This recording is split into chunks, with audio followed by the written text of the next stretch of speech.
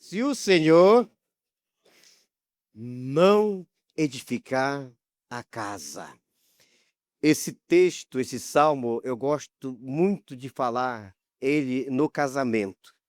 Geralmente, todos os casamentos que eu faço é um dos meus textos preferidos, a qual eu amo, porque ele é bem claro, ele fala diretamente sobre esse início, esse sucesso, essa vitória, o que eu desejo conquistar para minha família ou na minha vida pessoal.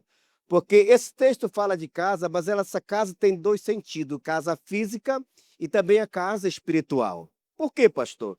Porque a palavra do Senhor fala que o meu corpo é morada do Espírito Santo, é a casa do Espírito Santo. Então, o salmista ele começa esse salmo fazendo a seguinte declaração, Salmos 127, do versículo 1. Esse salmo tem cinco versículos. Ele fala assim: se o Senhor não edificar a casa, em vão trabalham os que edificam. Se o Senhor não guardar a cidade, em vão vigia a sentinela. Inútil vos será levantar de madrugada e repousar à tarde, e comer o pão que penosamente granjeaste. Aos seus amados, tem amado do Senhor aqui? Eu não perguntei mais ou menos amado, não. Perguntei, tem amados do Senhor aqui? Amém? Aos seus amados, olha o que Deus fala. Ele o dá enquanto dorme.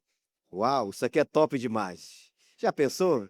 Então a chave aqui, qual é esse segredo para enquanto eu estou dormindo, descansando, os céus estão trabalhando ao meu favor?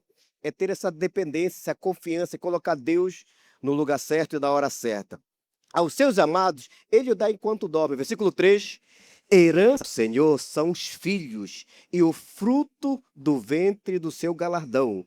Como flecha na mão do guerreiro, assim um filho da mocidade. Feliz o homem que enche dele a sua aljava, e não será envergonhado quando pleitear com os inimigos à porta. Coloque a mão sobre o seu coração. Vamos orar. Senhor, muito obrigado. Obrigado, querido Espírito Santo. O Senhor é bem-vindo nesse lugar. Seja bem-vindo, Espírito Santo.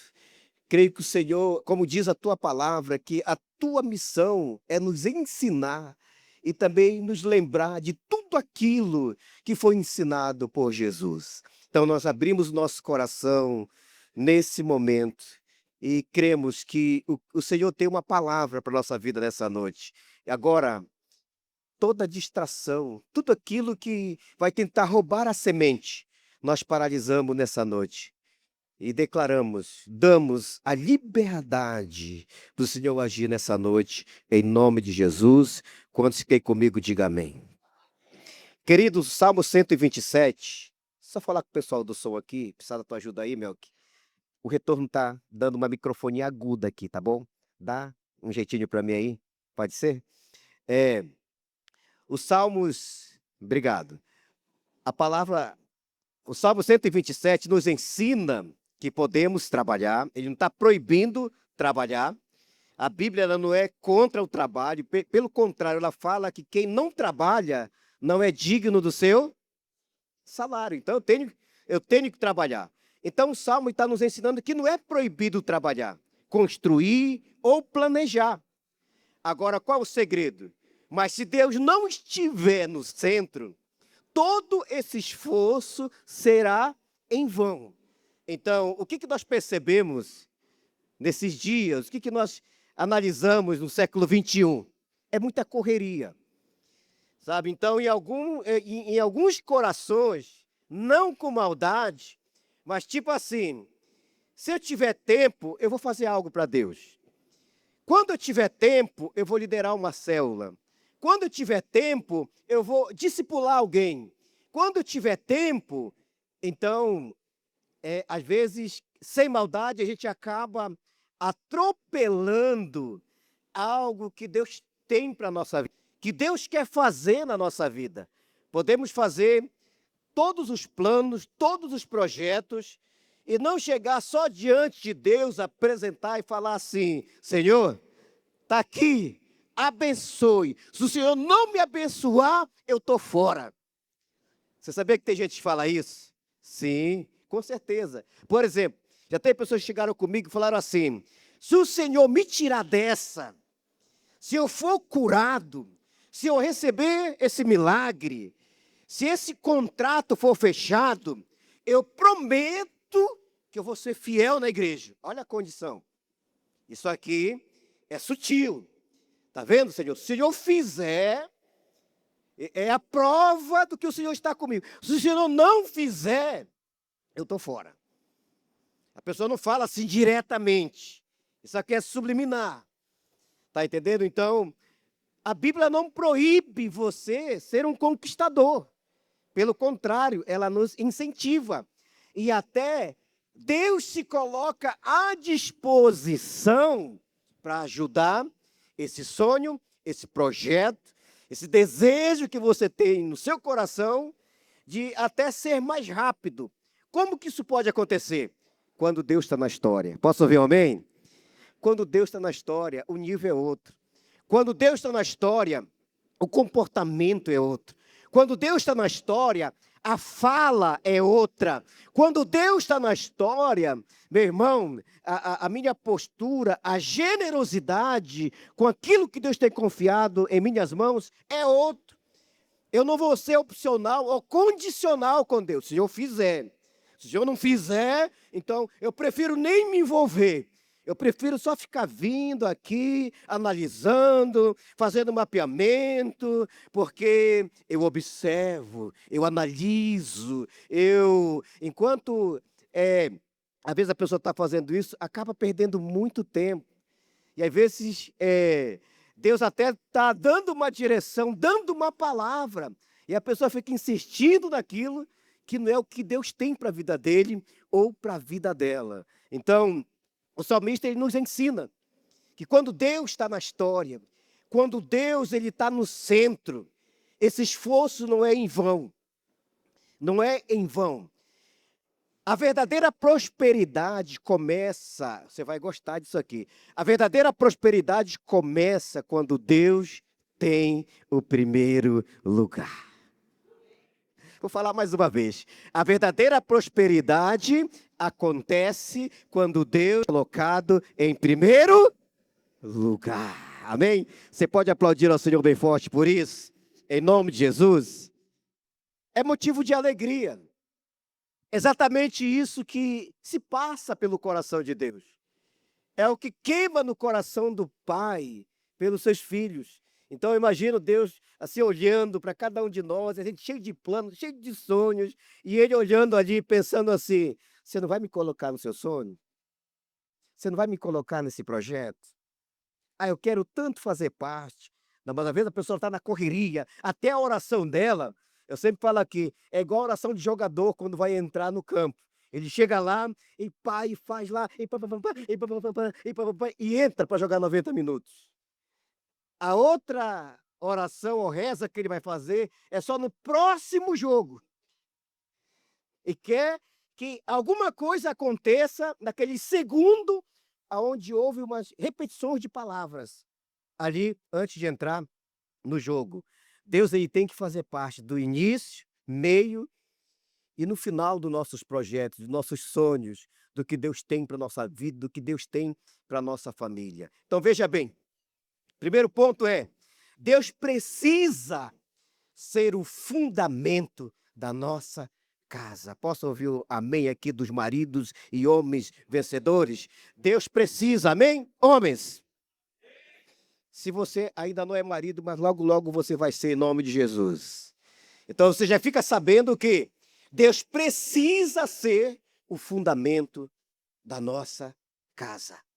Eu não nasci num lar cristão. Quando eu me entendi como gente, essa altura, essa belezura que você está vendo aqui, já numa família de filho de lavrador, mas meu pai sempre ele foi muito religioso. Sempre ele foi um homem muito temente a Deus. Na semana, no final de semana, ele era um profissional cachaceiro. Bebia todas. Então, eu fui ensinado nesse ambiente, foi criado nesse ambiente. E claro que veio muitas consequências, porque pela ignorância do meu pai, porque o pai do meu pai também não ensinou o meu pai a ser esse homem que verdadeiramente tivesse uma experiência com Deus. Então, mas eu observava no coração do meu pai, mesmo na ignorância, ele tinha um desejo de colocar Deus como fundamento, de colocar Deus em primeiro lugar na casa dele, porque eu via meu pai lendo a Bíblia. O meu pai ia na igreja aonde nós pertencíamos antes de ter o encontro com Jesus. Só que era um ritual, era algo religioso. Saía daquele lugar diretamente para lugares que machucava a santidade de Deus, até contradizia aquilo que a gente tinha acabado de aprender naquele momento. Nós éramos ensinados ali, até a própria palavra, mas nós não tínhamos revelação, entendimento de que Deus ele precisa ser o fundamento. A palavra fundamento significa a base, o alicerce, o princípio essencial que estende e dá origem a alguma coisa. Então, esse é o fundamento, é a base aonde você está sendo, onde a tua família está sendo colocada. Por exemplo, falaram aqui no Paz News que nós vamos ter o Café com o Pastor no dia 28. Amém ou não amém? Então, veja bem, o que é o Café com o Pastor? Para todos que congregam na Paz Church, qualquer lugar do planeta Terra, o pastor Ebe sentiu no coração dele de dar esse curso para todos os membros. Que curso é esse? Ensina o fundamento da igreja. O ano que a igreja foi fundada no Brasil. Como que a Paz Church como que se iniciou? Quem foi que fundou os fundadores da Paz Church no Brasil? Como que ela começou? E apresenta toda a liderança, a nossa liderança, quem está acima da igreja da Paz Cuiabá, debaixo da unção do Espírito Santo. Por que nós ensinamos isso? Porque nós cremos nesse fundamento, nós cremos nesse alicerce, nós cremos nessa estrutura. Você sabia que tem pessoas que congregam a igreja, que não sabem como aquela igreja iniciou, quem é o pastor presidente, o comportamento daquela denominação. Pelo menos eu tenho muito cuidado quem coloca a mão sobre a minha cabeça. Não é qualquer pessoa. Porque a partir do momento que alguém coloca a mão sobre a minha cabeça, está passando alguma coisa para mim. Ou coisa boa, ou coisa ruim. E eu quero coisa boa na minha vida. Amém? Quantos querem a unção do Espírito Santo na sua vida aí? Diga glória a Deus. Então Deus ele precisa ser o fundamento da nossa casa. No versículo 1 fala assim: se o Senhor não edificar a casa, em vão trabalham os que edificam. Em vão. Não basta construir uma casa. Precisamos construir uma família na presença de Deus. Amém? Construir, todo mundo constrói. Por exemplo, talvez quem construiu esse prédio aqui não foi pessoas cristãs, pessoas tementes a Deus. Talvez o proprietário do buffet Origami, que era um dos mais famosos aqui em Cuiabá, contratou uma empresa, a empresa veio, construiu. Pronto. Qualquer um constrói. Qualquer um.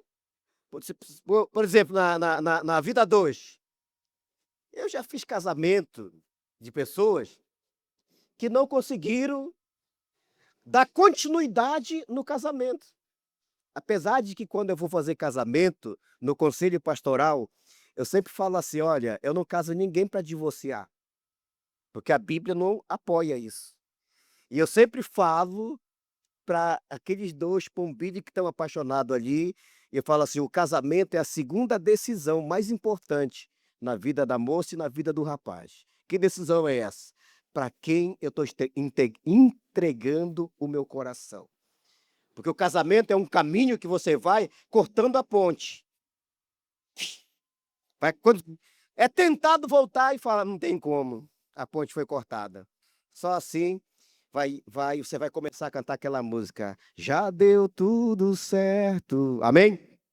Então veja bem, não basta apenas construir uma casa, mas nós precisamos construir uma família na presença de Deus. Não basta apenas ter um projeto, precisamos colocar Deus na frente dos nossos projetos. Aleluia! Deus na frente do nosso projeto. Uma casa edificada em Deus permanece firme para sempre. Permanece firme para sempre. Mateus capítulo 7, no versículo 24, fala assim: todo aquele, pois, que edifica, todo aquele, pois, que ouve estas minhas palavras e as pratica, será comparado um homem prudente que edificou a sua casa sobre a rocha. Caiu a chuva, transbordaram os rios e sopraram os ventos e deram com ímpeto contra aquela casa, que ela não caiu, porque fora edificada sobre. Aqui está o segredo. Quer ter uma família feliz? Não é dinheiro que sustenta. É importante? Sim. Com certeza é. Até para você ter uma família, você precisa ter esse recurso financeiro. Mas se isso fosse o tudo, os famosos não se separavam do dia para a noite. Você vê na rede social aí. Até os jovens comentam aí. Sabe quem se separou? O fulano. Eu vi uma entrevista de um famoso aí, que era o 7º casamento dele. Ele falou assim, talvez o 7º vai dar certo. Esse vai dar certo. Já pensou? 7 divórcios? 7 casamentos? E o que foi que eu vi nessa entrevista desse famoso? O problema não era dinheiro. E também o cara era bonito. Às vezes a pessoa está atrás dessas duas coisas, dinheiro e beleza. Se isso dependesse do meu casamento, né, meu bem, beleza, estava ferrado, né? Porque a única coisa bonita em mim é só Jesus. E a palavra de Deus fala que o amor é cego. Então a Marlene, ela olha para mim e fala, meu queijinho queimado, aleluia. Tchau. Então veja bem, no final desse mês agora, 29 anos de casado. 29 anos. Com a mesma mulher. Todo dia. Acordando junto ali. E tal. 3 filhos. No final, eu vou apresentar minha família, que faz parte da mensagem. Então, diz o texto que esse homem aqui, que coloca Deus em primeiro lugar, não só no teórico, porque eu conheço pessoas que falam bonito de Deus. É porque eu amo, é porque isso, é porque Deus é meu tudo. Mas vai ver os frutos. Não tem frutos. Às vezes não consegue trazer os filhos para a igreja, não consegue envolver a família na igreja.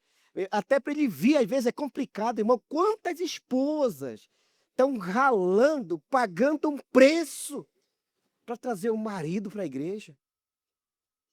E às vezes, quando ela consegue, é uma luta, é uma guerra, é uma negociação que, meu Deus do céu, complicado demais. Aí você vai conversar com essa pessoa, cara profundo na palavra, passou até por seminários, tem até títulos, mas é aquele evangélico não praticante. Só tem conhecimento nas costas. E o que empolga o coração de Deus não é o teórico, é os frutos. Amém? O apóstolo Paulo, ele foi muito enfático quando ele falou que a letra mata, mas o Espírito vivifica. Amém? Se eu tenho a letra, se eu tenho o Espírito Santo de Deus, aonde eu colocar a planta dos meus pés, aquele lugar vai ser abençoado, aquele lugar vai prosperar, a minha célula vai crescer, a minha família vai ser uma bênção, em nome de Jesus. Amém? Deus é bom demais. Então a Bíblia fala que esse homem aqui, ele é prudente. Ele analisa. O prudente, ele faz o mapeamento. Ele tem tudo aquilo que foi falado no texto. Ele trabalha, pelas madrugadas, mas ele sabe o lugar de Deus na casa. Ele sabe o lugar de Deus na casa. Segunda coisa, Deus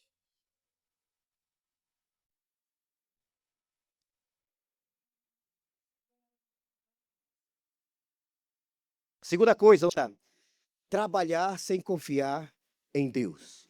O texto fala no versículo 2: inútil vos será levantar de madrugada e repousar à tarde. Deus, ele não condena o trabalho, mas ele nos ensina a não vivermos dominado pelo trabalho. Sabe, é uma coisa eu ter as minhas 8 horas de trabalho, você que trabalha de carteira assinada, e é outra coisa você que é autônomo, você que é patrão, você que é empresário, você que tem suas correrias, você sabe os seus compromissos, você sabe as suas responsabilidades. Então, não adianta trabalhar sem confiar em Deus. Coloque Deus em primeiro lugar. Deus, ele não condena o trabalho. Podemos fazer a nossa parte, mas o resultado está nas mãos de quem? Está na mão de quem? De Deus. Descansa em Deus. E também dê a demonstração de fé. Quando eu descanso em Deus, a minha fé, ela vai entrar em ação. A minha fé, ela vai entrar em ação. No Salmos 37, no versículo 5, fala assim: entrega o teu caminho ao Senhor, confia nele e o mais ele fará. Então, não adianta você depender, se estribar. A mesma coisa é ministerialmente. Eu já conversei com pastores que ele fala assim: é o meu ministério, é porque eu faço. Já teve até pastor que falou assim: se eu não tiver na história daquela programação, parece que não vai. Eu dou cobertura para uma igreja 400 quilômetros daqui, que até na reunião de mulheres o pastor estava. Porque ele pensava assim: se eu não tiver, não anda. Quando nós chegamos para ele, nós falamos assim: nós vamos provar para o senhor que se o senhor não tiver, vai andar, e até melhor do que você estando. Ele falou: eu duvido. Então eu falei: eu duvido, vamos lá, vamos lá. E nós fizemos isso. Como que nós fizemos? Um encontro com Deus. Só as mulheres. Meu irmão, pensa no encontro top. Pensa numa organização. Palavras que aconteceu naquele lugar.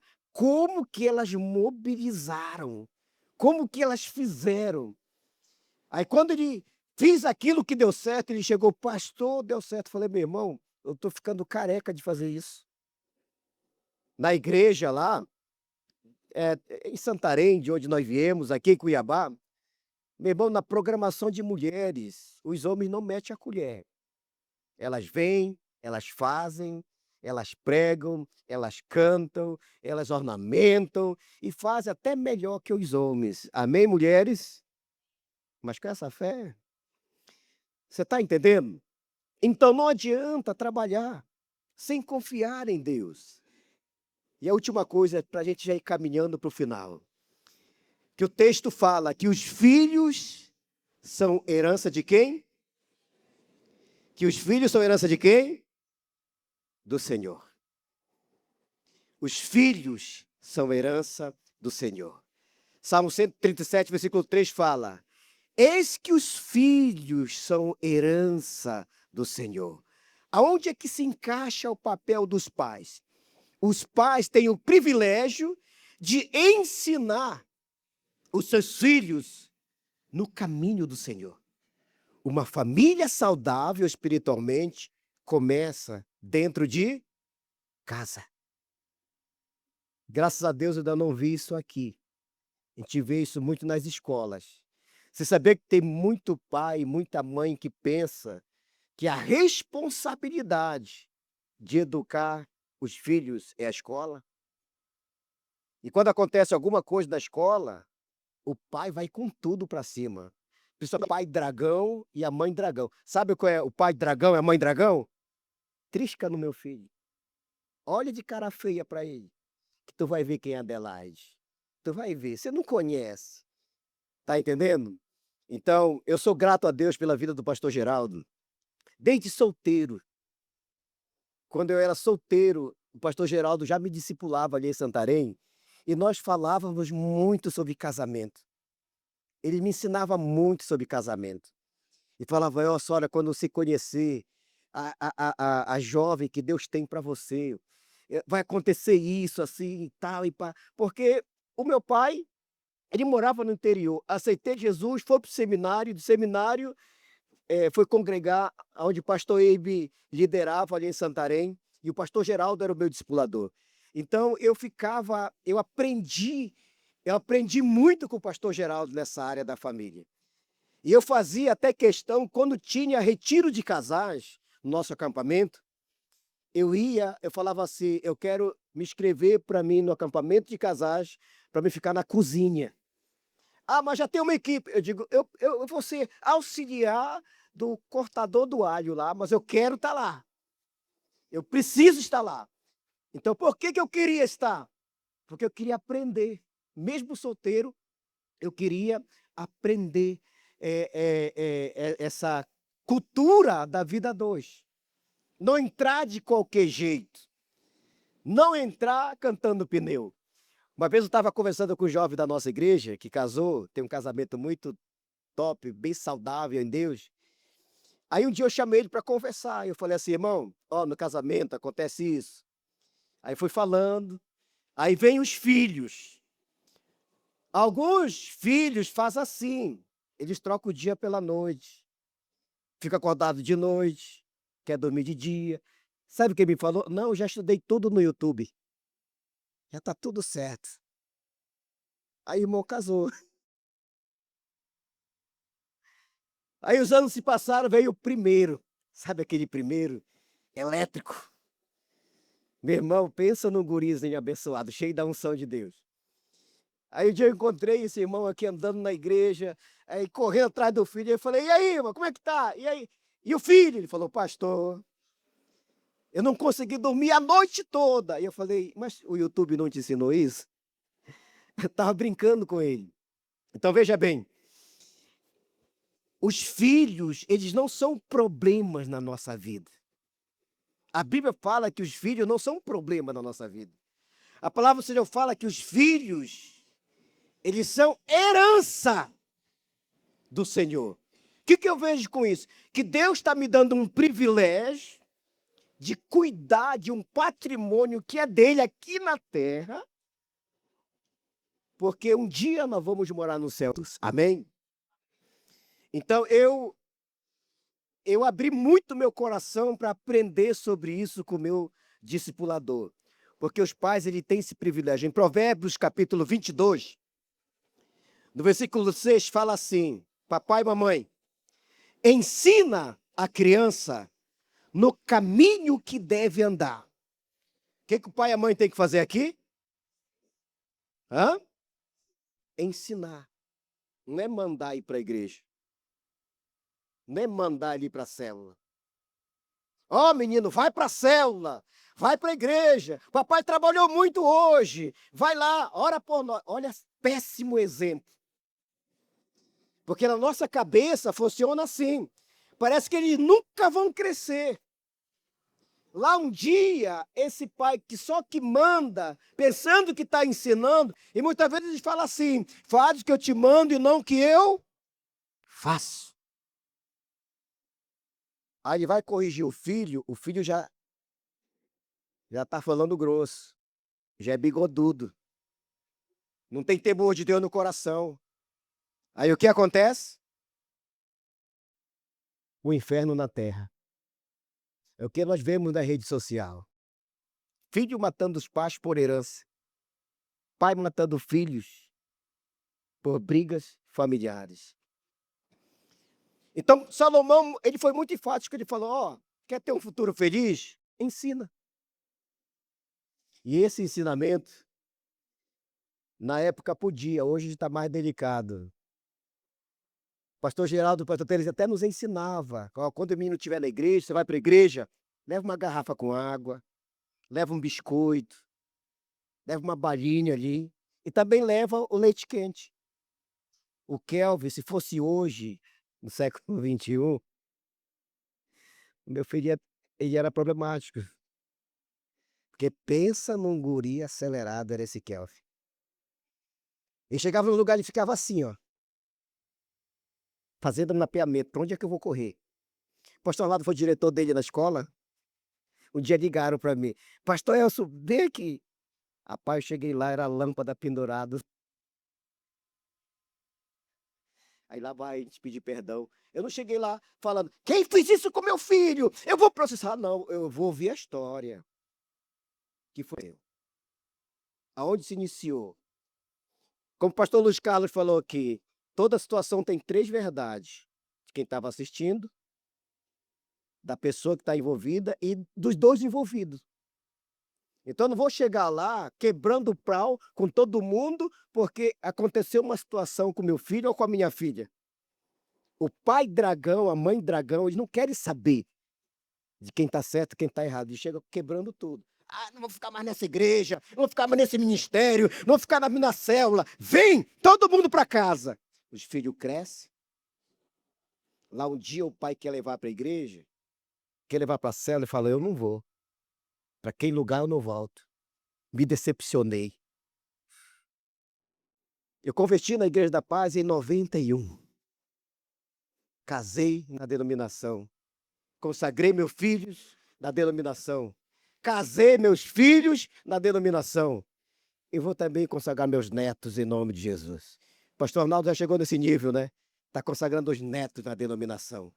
E eu profetizo isso na sua vida em nome de Jesus. Então os filhos são o quê? Herança do Senhor.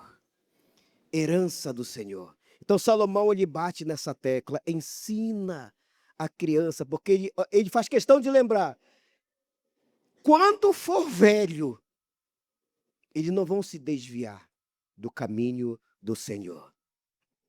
O Salmos 127 nos deixa uma pergunta. Que pergunta é essa? Quem está edificando a nossa casa? Quem? Quem tem o primeiro lugar na sua casa? Eu não estou lá como seu pastor para ver. Pastora Marlene não está lá como a sua pastora, com esse olhão bonito que ela tem, de olho o que você faz, de quem que você está falando, o comportamento. Não, nós não estamos lá. Mas Deus está. Amém? E Ele sabe o preço que você está pagando para que toda a sua família seja salva em nome do Senhor Jesus. Amém? Eu decidi isso para o meu coração. Quando o Kelvin nasceu, eu profetizei na vida dele: você vai ser um homem de Deus. Veio a Esther também, o nome dela é Esther, porque quando a Esther nasceu, a música do pastor Cirilo estava no auge, aquela que fala: "E a Esther, quando se apresentou diante do rei". Falei: "Cara, esse nome top demais", e peguei nome para Esther. O nome do Asaf, do Kelvin era para ser Asaf, e acho que do Asaf era para ser Kelvin. Aí na hora, o pastor Ibe até anunciou: "Olha, o Asaf está chegando", era o Kelvin. Aí de repente no meio do caminho nós mudamos o nome do Kelvin, que não era Kelvin, que era Asaf. Que enroladeira é essa, né, filho? Mas nós profetizamos na vida dos nossos filhos. A gente sabia que não ia ser fácil, mas nós tínhamos uma promessa. Talvez você, papai, você, mamãe que está aqui, está querendo desistir do seu filho, da sua filha, ou talvez até do seu casamento. E eu ouso falar aqui que teve até pai e mãe aqui que já falou para o seu filho: "Você não te envolve muito não, sai desse negócio, não te envolve em célula, não te envolve em discipulado". Ele ouviu. E se não tiver um conserto nisso, vai refletir daqui a alguns anos. Aí, muitas vezes, nós não temos a força de mudar a história. A gente vai para Deus como nunca, porque a gente sabe quando a coisa é com nossos filhos, dói, é complicado. E a minha conclusão dessa caminhada de colocar esses valores em prática, eu quero apresentar a situação da minha casa para vocês hoje. Como é que está a casa do seu pastor? Como é que está a situação dos filhos desse pastor? Então eu gostaria de chamar aqui na frente, bem rapidão, gostaria que vocês aplaudissem a pastora da nossa igreja, a pastora Marlene de Souza Viana. Pode vir aqui, meu bem. Pode aplaudir. Pode vir a Esther. Pode vir a Evelyn, Kelvin. Cadê o João? João, aqui. Continue aplaudindo ao Senhor. O Azaf.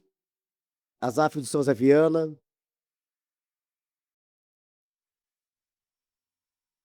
Eu quero concluir com um testemunho na prática. Pode chegar mais na frente aqui, ó. Acho que mais alto mesmo é o Kelvin, né? Eu sou o menor de todos. Então veja bem. Começou aqui, ó. Eu e a mulher mais linda do meu universo. A gente dormiu, nasceu, acordou com 3. Brincadeira. Cheio de sonhos. A gente sonhava, a gente viajava, assim, poxa, quando nossos filhos chegarem, crescerem, e vão viajar conosco, vão nos ajudar no ministério. Cheio de sonhos. Não foi tão fácil chegar aonde nós estamos hoje. A guerra parou? Não, continua. Mas nós não somos daqueles que retrocedem. Amém, queridos? Se tem dado certo na minha casa, esta unção está sobre ti. Se tem dado certo na minha família, esta unção está sobre a sua família, em nome de Jesus. Que unção é essa? Eu e a Marlene, nós somos pastores ordenados. Eu fui ordenado em 2005. Em 2000, né? Foi no ano de 2000. A pastora Marlene foi em 2005, mais ou menos, que ela foi ordenada pastora. A Esther e o João também sonhava, falava, e os nossos filhos, como é que vai ser? Será que eles vão querer se envolver na obra? E até os 15 anos, 17 anos, a gente não vê esse desejo no coração deles. E era difícil para a gente. E eles sempre vendo a gente fazer, e a Marlene chegava, meu Deus, se parece que eu sempre falava assim, meu bem, eles estão vendo o nosso exemplo. Eles estão vendo o nosso estilo de vida. O tanto que nós amamos Jesus. Aí um dia, a Esther, como solteira, na época se tornou líder de célula lá em casa. Caí na besteira de mandar ela para um DIFRE lá em São Paulo, com o pastor Eibe, no acampamento de jovem lá em São Paulo, com a turma do pastor Eibe. Conheceu o João. Casou, amém, glória a Deus. Hoje está lá em São Paulo, fazendo parte da equipe do pastor Eibe. Eles são anfitrião e líderes de Life Group lá em São Paulo. Eles lideram e tem uma célula na casa deles. Agora a história do Kelvin, né? O Kelvin. O Kelvin. O Kelvin. Esse Kelvin já deu, agora só tá dando bênção, né?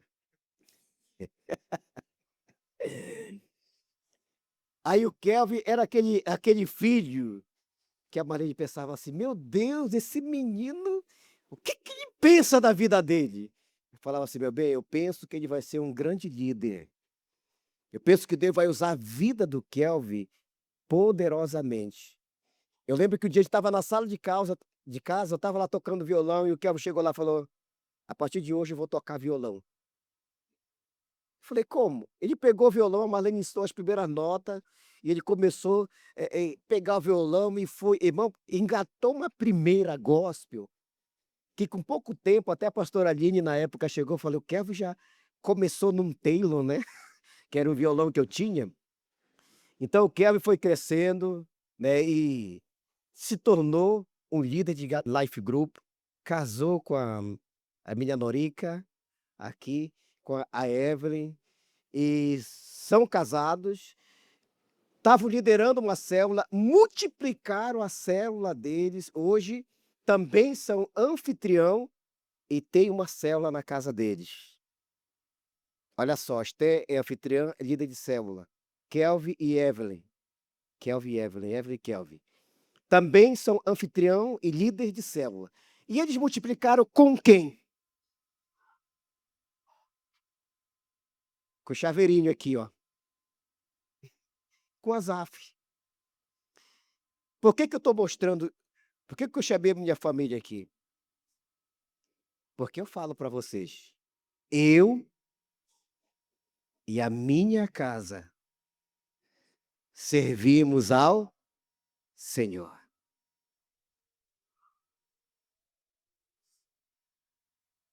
Eu e a minha casa servimos ao Senhor. Se você perguntar, pastor, mas é tão fácil assim?